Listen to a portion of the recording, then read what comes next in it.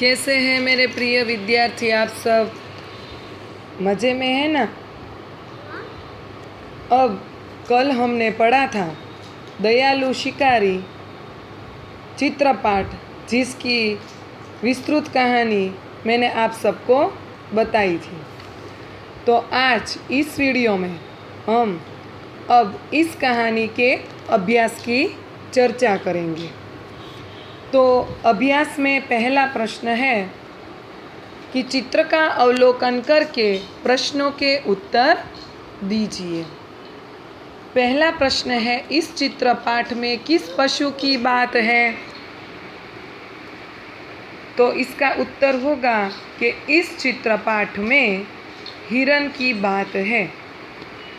दूसरा प्रश्न है, आपने किन किन पशुओं को देखा है?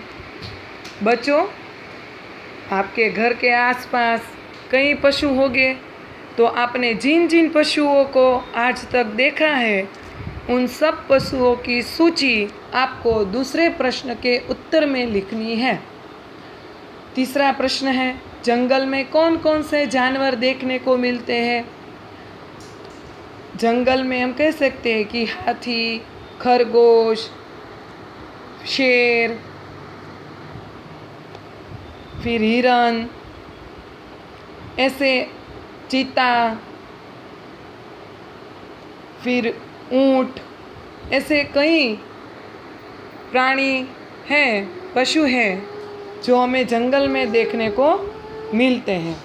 तो ऐसे प्राणियों के नाम, पशुओं के नाम आपको प्रश्न नंबर 3 के उत्तर में लिखने हैं। प्रश्न नंबर 4 है, चित्रपाठ के आधार पर शब्दों की सूची बनाइए। अब चित्रपाठ दिया गया है, उसमें कोई शब्द तो है नहीं, तो हमें एक एक चित्र देखना है और उसमें से जो शब्द बनते हैं वो हमें लिखने हैं। बराबर। यहाँ पर उदाहरण के तौर पर दिया गया है शिकारी, दयालु। बराबर।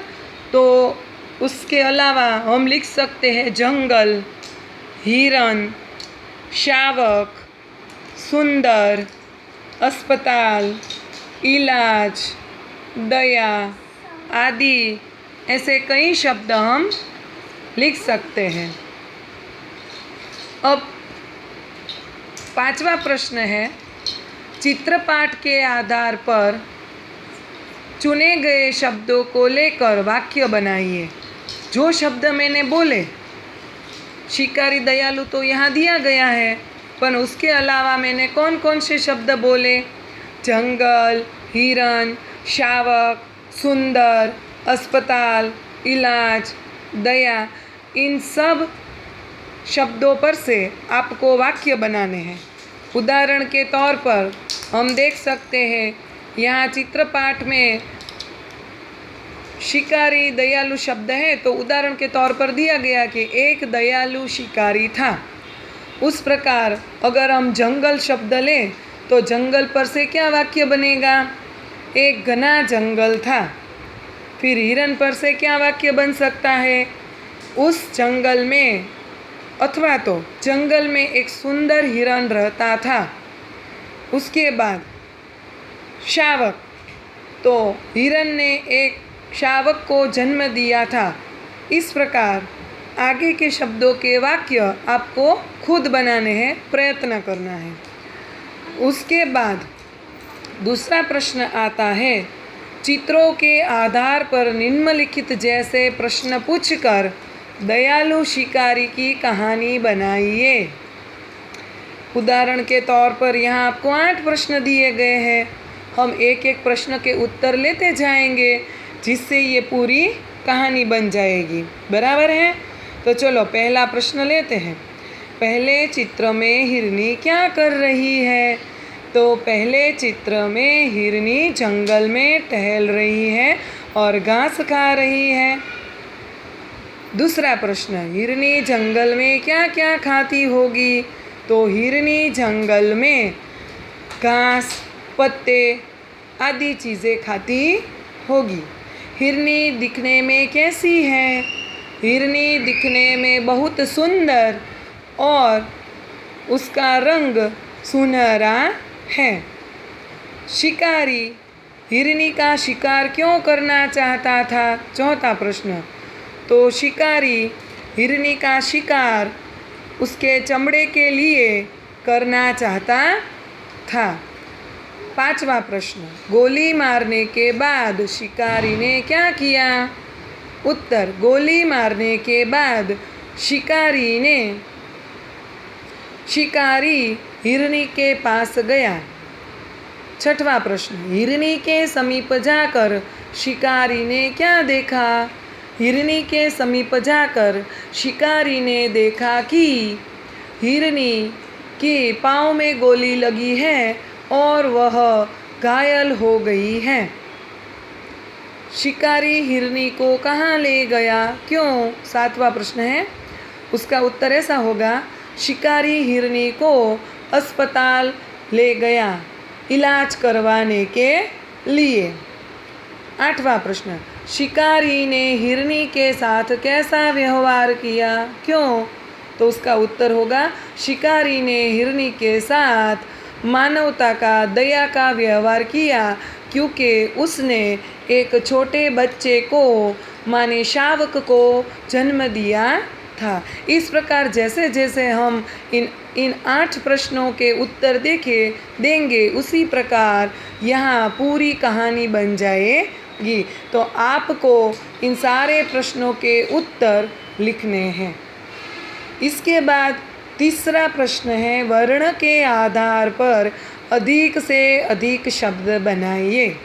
बराबर, जो हमारी वर्णमाला है क से ज्ञ तक की, बराबर है, उस वर्णमाला में से कुछ शब्द यहाँ दिए गए हैं, आपको उस वर्ण से शब्द बनाने हैं। उदाहरण के तौर पर यहाँ ख दिया गया है तो उससे शब्द बने हैं खामोश, खरगोश, खत्म, खाली, खाना आदि। बराबर है, तो उसके आधार पर नीचे दिए गए शब्द जैसे ट, ड, म, भ से आपको अधिक से अधिक 5 शब्द बनाने हैं। कम से कम आप 5 शब्द तो लिख ही सकते हैं, अधिक आप चाहे जितने भी लिखें। जैसे कि ट से कौन कौन से शब्द आ सकते हैं? ट से टमाटर, ट से टिकना, ट से टोली, ट से टिमटिमाना, ट से टीका।